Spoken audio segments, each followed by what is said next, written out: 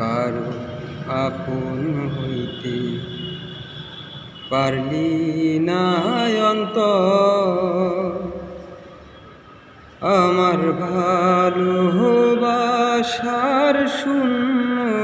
ভিটায় কেউ বদলো না ঘর কারো আপন হইতে পারলি না অন্তর আমার ভালোবাসার শূন্য ভিটায়